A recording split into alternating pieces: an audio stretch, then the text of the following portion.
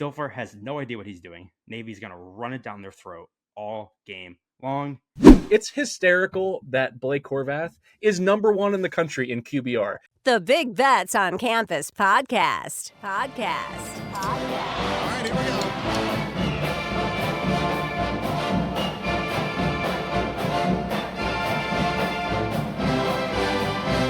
Welcome to the Big Bets on Campus podcast. This is the Group of 5 Deep Dive. I'm your co-host, Mike Calabrese, joined by my co-host, Mike Iannello.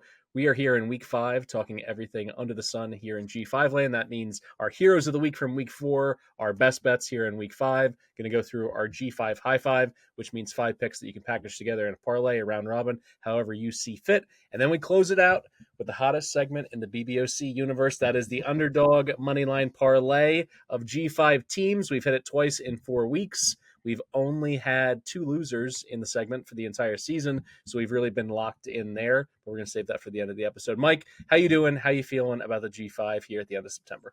I'm great. Yeah, it was a great week. Great bounce back for the pod. Obviously, I had a bad week the week before, but I told you I did the Rhode Island Ocean Cleanse, was rebirthed into a new man. Came out swinging. We had a great week. I think we went like 6-1-1 as a show. Swept the best bets, hit the money line parlay. That was awesome. It was a very fun week of football, and now it's going to get even more fun because I think we are, the board opens up a bit. We got a little less 35.5 point spreads, a little less FCS teams. I'm excited to get into conference play. I think the playoff picture is going to really heat up. Let's be honest. We'll talk about this. We're starting a little YouTube show talking playoff, but not the best week for the G5 playoff teams. Memphis, Northern Illinois, App State. It was a bad week for the G5 playoffs, but I'm so excited to get into conference play here.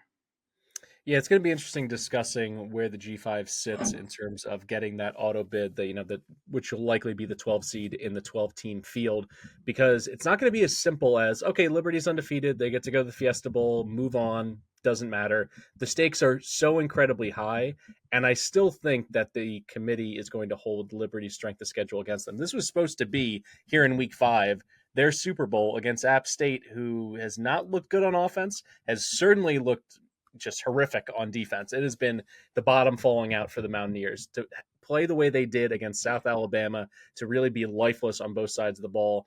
And Joey Aguilar, we thought he was going to be one of the best G5 players in the entire country. He struggled to put the ball in the end zone, either with his legs or with his arm. But we'll get to the nears soon. Let's talk G5 heroes from Week 4, because there were many, but this one, I'm a proud papa of this guy because, well, first of all, he's a Utah State legend, having gone there for 1 semester, played 0 football, but then transferred right back to Buffalo. He's also doing the yeoman's work, carrying my college fantasy team. I had this guy as my individual defensive player in my fantasy league this past week. Let me walk you through Sean Dolak's box score from their upset against Northern Illinois, which, by the way, only their second-ranked win in program history, their first since 2008.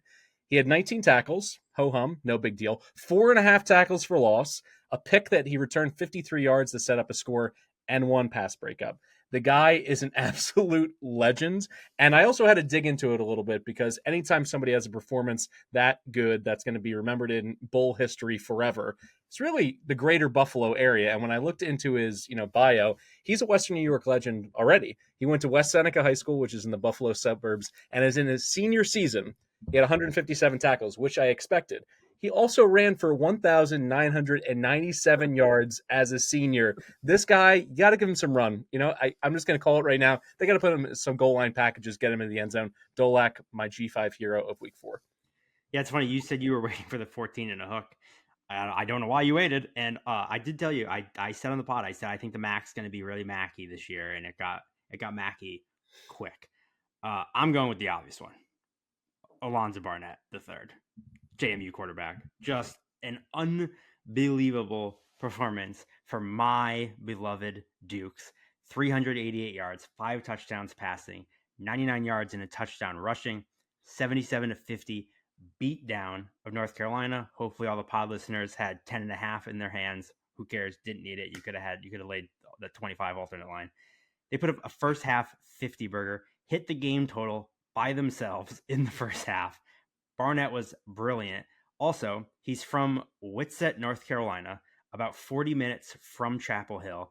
Won a North Carolina state championship in 2020. His uncle played for North Carolina before going to the NFL. This kid's been at JMU for 2 years, sitting on the bench. He stayed with the new staff. He then beat out the Power 5 transfer they brought in to take his job, and then has an all-time coming out party on, a lot of people were watching this game. So Alonzo Barnett III is my G5 hero of the week. Deserved on both sides of the ball. Hat tip to your man from JMU, my man from Buffalo. Let's get into best bets here. I'm going to go. Sorry, go ahead. You want me to go first? You know what? Is that the order that we had? Because whatever it was, we got to keep the good juju going. I don't know what it was, but I want to go first because I'm afraid we have the same pick, and I want to go first and take it from you. All right, fire away. Give me Navy -3.5. I mean, it's on my dance card for sure. It's not my best bet here in the week, but yes, we can talk about good old Trent Dilfer as much as you'd like. Navy and Army are sneaky, very good offensively this season. Navy is 21st in the country in offensive success rate. They're actually better passing than they are running the ball. That's right. Navy can pass now. Insert the Friday Night Lights, Booby Miles song, and he can pass. They're better. Hey, you want to hear some irony? Navy's better through the air than the Air Force. The Mids threw for over 200 yards against Memphis last week. Blake Horvath had 200 yards passing, 200 yards rushing, 6 total touchdowns. They have 2 backs in Tesca and Fofana who are each averaging over 6 yards per carry. Horvath is averaging 10.8 yards per carry as the quarterback. This team is going to run it down UAB's throat. The Blazers are 110th in rushing success rate on defense. They're allowing 4.7 yards per attempt, nearly 200 yards per game on the ground. Navy has their struggles defending the run, but UAB can't run the ball. And Jacob Zeno is not going to be able to just dink and dunk on this Navy defense. And I'm sure you're going to mention it, but stopping the triple option is a very complicated thing to do. It is something that only the very smartest of coaches will be able to slow down this scheme. And Trent Dilfer's an idiot. And they lost 31-6 last year to a very bad Navy team, I might add. Navy rushed for 270 yards in that game. They averaged 6.4 yards per play. It was the most points Navy scored all season. Dilfer has no idea what he's doing. Navy's going to run it down their throat all game long. Give me the Mids. All right, I'm going to sprinkle a few extra points on here because this was my first play for the G5 High Five. You mentioned that 31-6 performance last year, Navy's high water mark in terms of their offense in 2023. How about their defense? It was the only time that UAB didn't hit 20 or more points for the entire season. PJ Volker absolutely ate Trent Dilfer's lunch. He made the check down merchant, Jacob Zeno.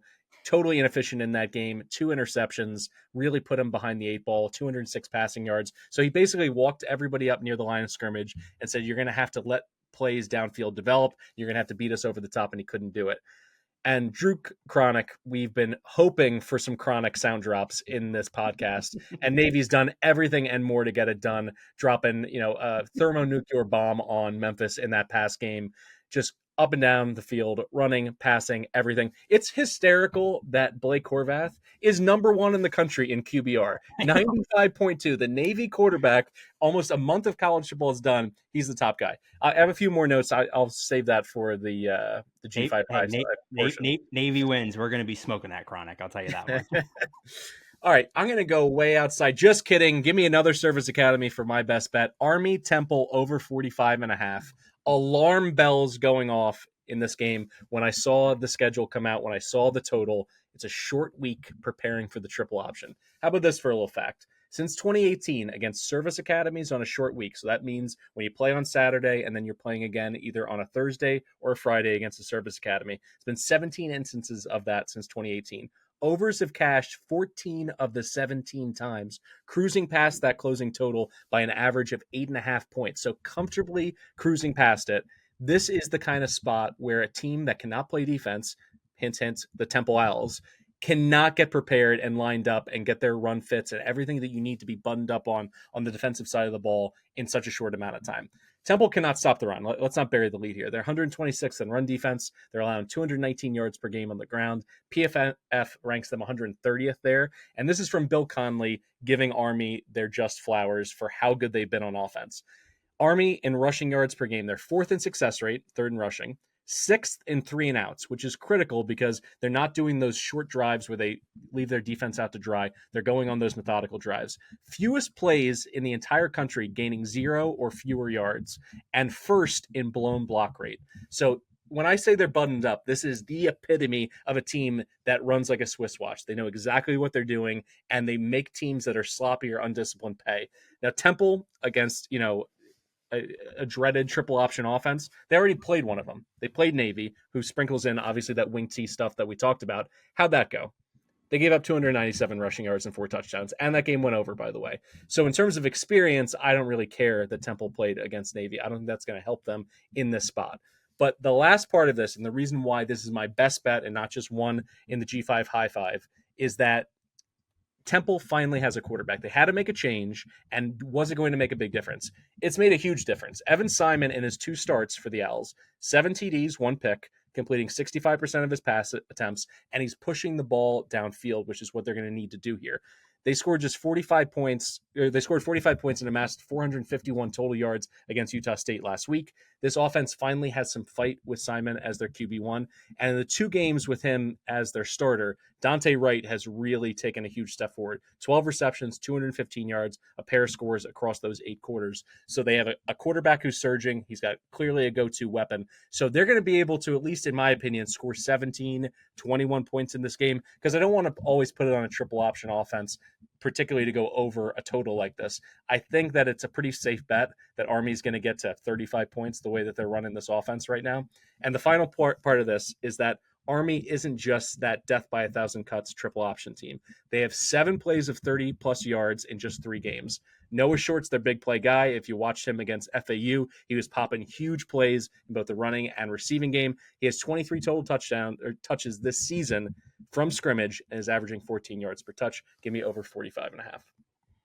Yeah, I like it a lot. I think that, that Temple offense did look very good against Utah State. Obviously, I took the Aggies in that one, and that had no shot. You mentioned Simon. He also is very good with his legs, which gives them another element, too, because they haven't really been able to run the ball in years. So Simon ran the ball well. He's a Rutgers transfer, former Power 5 guy.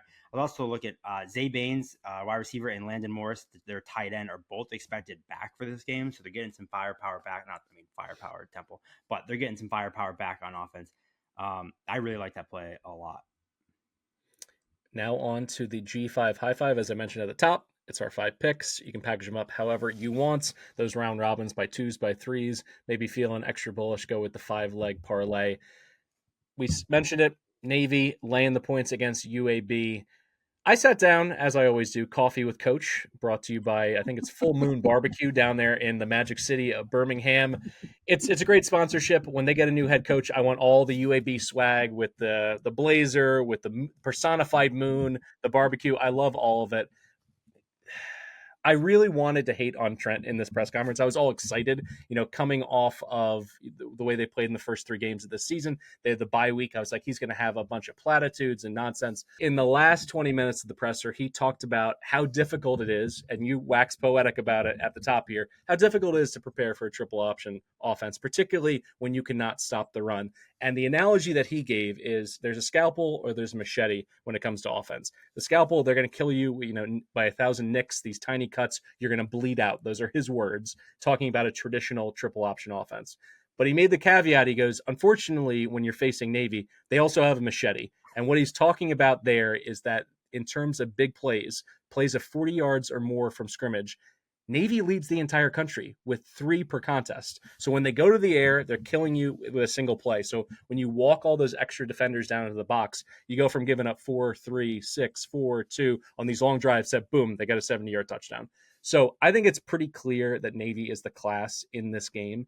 And the experience from last year does not help UAB. He talked about, having to change so many things defensively, so many new faces in their front 7. But really, I think it just comes down to my belief in PJ Volker, the defensive coordinator for Navy. He knows how to stop this dink and dunk offense, and it's the same offense as last year. The only difference is that Zeno has been less efficient. He's been less accurate, and I think the secret's out. The playbook is out on how to stop this Blazer offense. So I'm going to go ahead and lay the 3.5. I don't mind an alternate line up to a touchdown as well if you want to get a little extra juice. Do you have any other comments to give on UAB in this spot? No, like you said, it's like they played them already, but that only helps if you like learn something. Like, what do they do? Look at well, that didn't work. Let's try something else. All right, what's on your card here? I believe you're doing, 3 this week for the G555? Yep. I'm playing bad numbers on all of them. All of them moved off key numbers. So maybe you'll get lucky by the time you listen to this, they'll be back on the key. I'm going South Florida plus 6.5 against Tulane. I'm buying low here. Look, I know South Florida just got their doors blown off by Miami, but I still think these teams are a lot closer than a touchdown. Byron Brown has looked a bit out of rhythm to start the season, clearly, but we know this kid is wildly talented. He had over 3,000 yards passing, 800 yards rushing last season, 37 total touchdowns. I'm not someone who just believes someone just all of a sudden forgets how to pass. He has not thrown the ball well, but he has still been lethal with his legs, which is always key for a quarterback like this, where even if he is out of rhythm, he can still impact the game. Kelly Joyner and Naquan Wright are two great running backs. They're both averaging 5 yards per carry. So this team is moving the ball on the ground. And Tulane has really struggled against the run. They're 84th in rushing success rate. We saw Louisiana run all over them last week. 2 rushing scores by their quarterback, which is problematic against Brown. They couldn't stop Wooldridge with his legs. He's certainly not Byron's athleticism.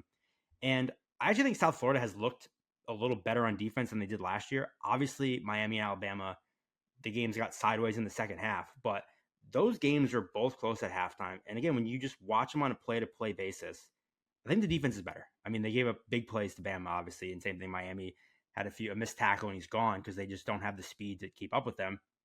But I'm convinced this defense has improved. Tulane, they also have good backs, but their passing attack with Mensa has been a little more big play threat than consistently move the ball. Tulane is 12th in explosiveness, just 81st in success rate on offense. So these two teams are just very, very similar to me. I think this line should be closer to a field goal. So I took it at 7. It's down 6.5. I still like it at anything over 6, really, but obviously hope you get the 7 again. Again, I think this line should be closer than a field goal. I think these teams are a lot closer than this line indicates. It's been a good omen in recent weeks. I'm going to talk more about this game in another segment of our show. Baby. All right, once you hit us with a back-to-back here and get back on track for, the off and on between us here in the G555. All right, I'm going back to the well. I'm riding with our boy, Caden Veldkamp, Western Kentucky, plus 13 against Boston College. Look, the Hoppers came through for us to cash the money line parlay last week. Veldkamp was not the crispest passer in that game, but he did have 2 scores on the ground, which is something we really haven't seen much of from him, so that was cool to see. The defense was great against the run, which they've actually been pretty good outside of the Alabama game all season against the run. They've allowed just 3.5 yards per carry in the last 3 games, and that's what Boston College wants to do. They rely on the run with Trayshawn Ward, their other good backs, obviously Thomas Castellano's legs as well. The Eagles are averaging 41.8 rushing attempts per game, just 18 passing attempts. I think Boston College is going to want to slow this game down, rely on their run game, which, again, Western Kentucky's run defense has looked good. Boston College, extremely well coached. I would die for Bill O'Brien, but I think they're a little overinflated here. They beat Florida State, who's terrible. They beat Duquesne. They played Missouri close, but were outgained by 150 yards. And how good is Missouri? And then they beat Michigan State in a monsoon in a close game where they were outgained but forced 4 turnovers, including a pick in the end zone to win the game. So I also think this could be a big emotional letdown spot, coming off an emotional win at night in the red bandana game. Again, pouring rain. And again, look at their schedule. They played Florida State, Missouri, Michigan State in the red bandana game. And now they have to get up for Western Kentucky. Nope. Give me the points. Give me 13. I'm riding with the Hilltoppers. I'm going to be with you. Unfortunately, it's the same Buffalo situation from last week. I just want that key number. Maybe I'll buy it. Maybe I'll get there. Hey, everyone listening, Calabrese going to wait for 14, so take the Hilltoppers money line. All right, I am going to go with a max school here on the road. Western Michigan, plus 4 at Marshall. This is a number that's moving away from me. I liked it at 6. I liked it at 5. I still like it at 4. Jalen Buckley. Can I get some intel on Jalen Buckley? Under Lance Taylor, this has been a cloak and dagger operation with the Broncos. They will not say if he's going to go. They didn't say anything last year in terms of the injury report. They had players who weren't warming up, and then all of a sudden they're starting, have guys warm up, and then they're in street clothes for the opening kickoff. So there's going to be no intel whatsoever. But I do know that if he plays, that's a huge shot in the arm for this team. It seems as though they held him out and they had, a bye week as well for him to get healthy, since he suffered his injury. But the thing about it is, if he can't go, Jaden Nixon, the Oklahoma State transfer, is averaging 7 yards per carry in Buckley's stead. He killed Bethune-Cookman for 189 yards and 2 touchdowns. They get this extra week to prepare for Marshall, who is still really shaky in the passing department. For them to be a favorite over a field goal in this spot, you got to feel good about them being able to be multi-dimensional on offense. And Stone Earl, yes, he's got a 4-to-1 touchdown to interception ratio, but his QBR is 29.1. I know this isn't shades of Cam Fancher all over again, but he's not that much further away from the quarterback play that they've had to suffer through for the last year and a half. 118th out of qualified passers in terms of QBR in the entire country. The game plan here is simple. You got to bottle up AJ Turner. He already has runs of 80 yards and 69 yards on the season. He certainly has a second gear. So Western is going to have to be buttoned up in that regard. But they've only given up one run of 30 yards or more this season, despite playing Ohio State and Wisconsin. So I think they have the game plan. They run to the football. They're fundamentally sound. I think there's a chance for this to be a one-possession game one way or the other, and that's clearly why I want to take the points here over that key number of 3. So 3.5, 4 is still in the market. And then also, as a home favorite under Huff, Marshall is 4-10 against the spread. Of teams with at least 10 spots where they were favored at home during Huff's tenure, I believe he started in 2021, there are only 3 worst coaches in the entire country in the last 3.5 years against the spread at home. So it's pretty simple for me. I think the wrong team is favored here, particularly if Buckley goes ahead and gets the start. I think they have more potential on offense. They showed how well they can play team defense against Wisconsin in that opener. Ohio State, you've said it before on this podcast before when you're talking about Clemson and Georgia beat them up. Ohio State beats everybody up. Do I really care that they got blanks 56-0? Absolutely not. Do I care that USF, got boxed around by Miami and Alabama? No. This is the kind of discipline it takes at the G5 level. You're going to see some lopsided scores in some paycheck games. Is that indicative of who they really are? In a lot of cases, it's not. It doesn't mean anything. And that's the beauty of going from playing up in these paycheck games to either getting into conference play or playing someone on your level. I know that Marshall's in the Sun Belt, but these are comparable programs. So I'll go ahead and take the 4 points. Give me the Wolfpack, baby. I'm in. Let's do it. I like it. Yeah, if anything, I like, and I'm sure we'll talk about it in the next couple of weeks. I always like backing these teams that get their dicks kicked in because it usually changes the line. It usually people overreact to it, and then also, they're not showing anything on tape if they're not like trying, basically. All right, for my last pick, I'm gonna do a little choose your own adventure here. I'll let you pick because I like both. I like two plays in this game. Do you want me to take an over or a G5 team catching 3 and a hook against the Power 5 team?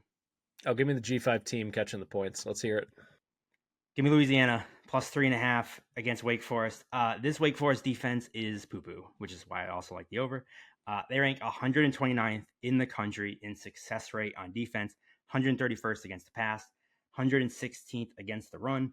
They create absolutely no havoc. They have just 5 sacks all season. They allowed 340 yards to North Carolina A&T, 430 yards to Virginia, almost 700 yards to Ole Miss. They have allowed 6.5 yards per play this season. And Louisiana, as we talked about last week, we cashed that Tulane over easily. They have looked good on offense. I know they have not really played anybody, but they have scored at least 30 points in every game. They're averaging 7.2 yards per play. Wooldridge has been solid at quarterback. Elijah Davis and Zylan Perry are both running the ball really, really well. They're averaging over 8 yards per carry. I mentioned it. Wake Forest cannot stop the run. And the reason I actually prefer taking the 3.5 versus the over is, and all I'm going to say is, Wake Forest is Hank Bachmeier as their quarterback. This is a guy who couldn't win at La Tech. He's not going to win at Wake Forest. So give me the Raging Cajuns plus 3.5. I actually strongly consider this for my money line pick, but I'll take the 3.5 with Louisiana here. All right, now it's time for the G5 Underdog Moneyline Parlay here in Week 5. It's been a moneymaker here for the G5 boys. Let's keep the train rolling. You teased it. You like them plus the points. Forget the points. I'm taking USF, that's South Florida, plus 185 on the money line at Tulane. Let's start with Tulane and their defense, which is just not very good. They really can't tackle just about anybody. And I know that they punched up. They played Oklahoma. They played K-State. They got a lot of credit for that. Those are quality losses. There was a chance for them to build momentum going into the AAC. They gave up 34 points to both of them. What have we learned about Oklahoma and K-State since? Oklahoma's quarterback is walking turnover. Jackson Arnold got benched, can't handle any pressure. Tulane couldn't put any pressure on him when it mattered. And then up against K-State, what did we learn last week? They were one of the worst Power 4 teams on the offensive side of the ball in the entire country. They looked completely dysfunctional. They dropped 34 in the Green Wave. The problem for the Green Wave is simple. They are 128th, according to Pro Football Focus, in tackling. So as a team, they just let you run through arm tackles. They play undisciplined. They're not playing with the right kind of leverage and balance. And when you get in the red zone, you leave with a score. They've given up 13 drives to FBS opponents inside of their own 20. All 13 of them have scored 8 TDs, 5 field goals. So finishing drives, which is one of the critical stats in advanced analytics, when you look at predictive success, you go on these drives, you get inside Tulane's 20, you're coming out with points. Now, you tease it up perfectly at the top with the Bulls. It's an overreaction to them getting outclassed in the second half against Miami and Alabama. Those are top 10 teams. Those are teams that are very likely going to the college football playoff. Those are teams that could very well win Power 4 leagues. This is not what you're facing here in the Big Easy against Tulane. The kind of quarterback play in terms of Milroe, in terms of Cam Ward, that is not here for this Tulane team. It doesn't mean that they're devoid of talent offensively, far from it. But I think there was just an element of them being in the deep end of the pool and having some issues. You also saw Brown get banged up at the end of that game against Miami last week. Now, luckily, in terms of that, their coaches said that he's fine. Golish said that Brown could have re-entered the game. They kept him out as a precaution because the game was getting away from them. So that's the one box that you absolutely have to check. He is the guy. He needs to go off in this game. I'm a believer in Brown just like you are. He has been, this offense for really the last year and a half. Has he been good? No, with the exception of the Southern Miss game. But against Southern Miss, a fellow G5 team, he and the Bulls dominated on the offensive end. It took a little bit of time for them to get going offensively, but really the last 8 drives of that game, they were clicking. Now, how did Brown do in AAC play? Because this is basically what I'm boiling this down to. Throw out the non-conference, throw out the slow starts. Let's look at his entire body of work last year in the AAC. He led the conference in total offense with 2,834 yards through the air, 19 touchdowns, and he ran for 6 more. So I think the Bulls here are a sneaky team. I think there's value at this number. The points, the money line, we're all in lockstep here. I think this is when they get their season back on track. I think this is when a lot of their offensive sizzle really finally it comes together, because against these quality teams like Miami and Alabama, the athletes to disrupt, to throw them off their timing, it can be a timing offense, that veer and shoot out on the perimeter. All of these things are going to start working, whereas previously they were off schedule and they're putting Brown behind the 8 ball. I think this is the spot to play the Bulls. What do you think? Yeah, obviously I love it. I think, you mentioned both teams played up in class, and obviously the score got sideways, but you could argue South Florida looked better against Alabama and Miami than Tulane did against Oklahoma and Kansas State. And those are 2 significantly better teams. So I love the money line play as well. I think these teams are very, very equal, and either one could win. So take that big number. Like I said, I'll take the points, but I don't hate the money line play at all. All right, I'm going to one. By the way, I saw some YouTube comment being like, why does Ainello always take road dogs? Is it in his contract? First of all, we've hit 2 of 4, so quit complaining. I'll take all the road dogs I want. But fine. Do you guys want a home dog? I'll take a home dog. Breeze, I don't think you're going to like this because you shit on them all the top of the pod. I'm taking App State money line against Liberty. You mentioned Liberty's resume. It's not going to matter. This team is ripe to lose. They are going to lose. I think this is the spot. This is the spot I had circled before the season.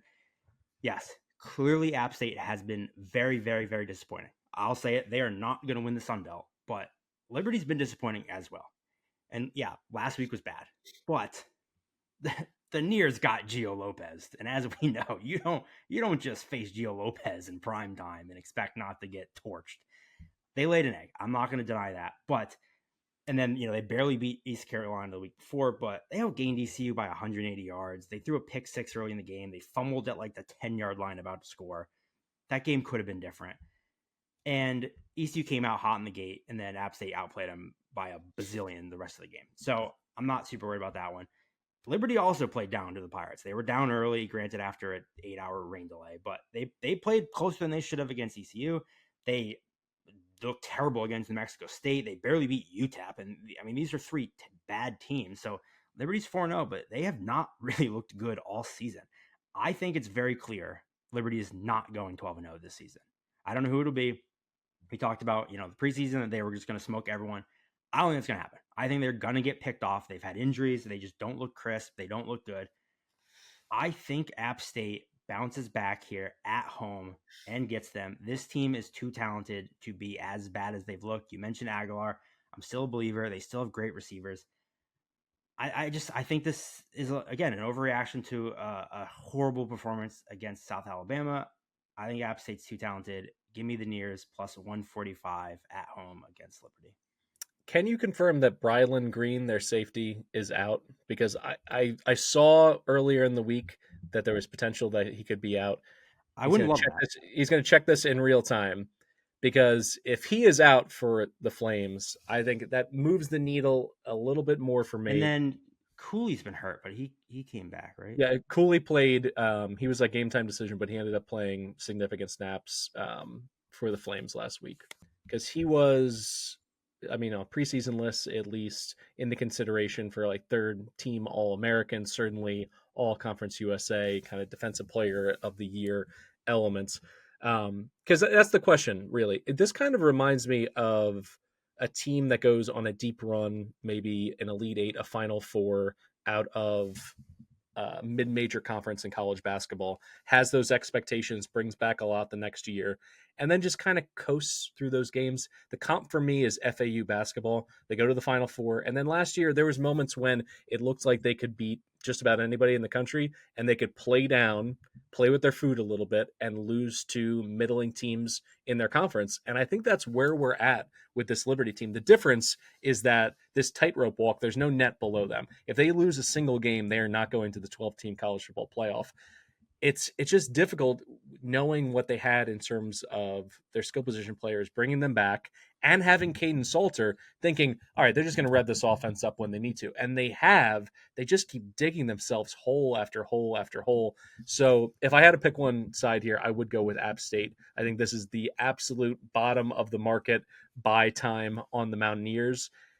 It's not necessarily on my card, but I can't say that everything that you laid out doesn't make sense to me, because this Liberty team has just been kind of sleepwalking through the season. He was knocked out. It looked like he got knocked out. Like, he left with a hit to the head. Looked like he was knocked out.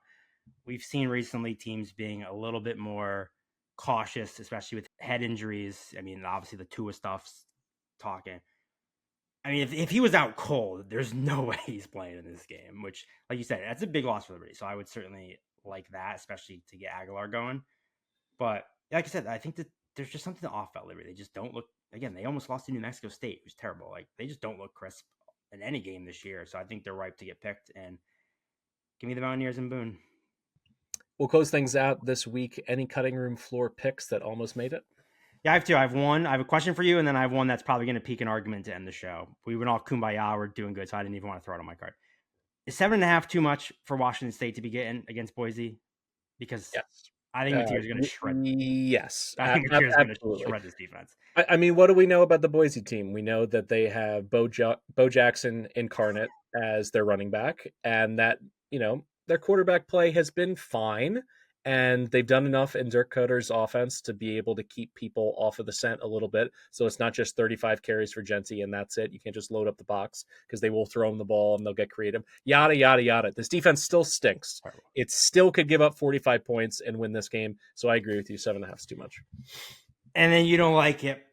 I think I'm going to take Fresno State plus 3.5 against UNLV. I know you're riding the Sluka train, but I think Fresno's look good. I like Mikey Keene. I like this offense. Malik Sherrod. They have weapons. The defense has looked good. Sluka can't pass the ball. And I think if Fresno gets up, UMV is going to have trouble coming back. And I just don't trust Sluka as a passer until I see it. So I was high on Fresno before the year. I bet them to win the Mountain West. So I think I'm going to take 3.5 with the Bulldogs. Brennan Marion took off his go-go chain and he put on his lab coat because he had a whole extra week to prepare. He is going to pull out some wild stuff in terms of scripted plays in the first quarter of this game. Fresno beat them last year. Fresno slowed down the go-go. They didn't have Sluka. They didn't listen, I understand. They had Maeva, who's better. Listen, the jury is out on who is better and who has made more plays. Listen, the passing game has not looked crisp, but with an extra week to be able to settle in a little bit, they're in first place in the Big 12 with 2 wins there. This UNLV team is a wagon. I am sticking with my man Sluka. They're going to run through this. And when you look at their schedule for the rest of the season, I actually have this up in our notes for the G5 team to get the auto bid. They got Fresno State, they got Syracuse, they got Oregon State, and they got Boise State all on the horizon. 3 of those 4 games are at home, as is this one. Running Rebs, they win again. I think we should t-shirt bet this, but you already got the UNLV shirt. That's true. For Mike Iannello, I'm Mike Calabrese. This has been the Group of 5 Deep Dive under the Big Bets on Campus banner. Our Week 5 picks now in the books. A reminder to stay tuned to everything that we're pumping out over at the BBOC YouTube channel. Make sure to subscribe, like, comment on as many videos and shorts as possible. Next up on the buffet is Colin and Stuck's full breakdown of Week 5, their full card. It's going to be about 90 minutes going from the top marquee matchups all the way down into those waste management trash picks that Stuck loves to get into. And catch us over on the Saturday show. That's Colin, Stuck, Brett McMurphy, and myself, as well as Johnny Football coming in with his plays for Saturday, getting you ready for a profitable weekend. All right, that's it for us. Thanks so much for listening.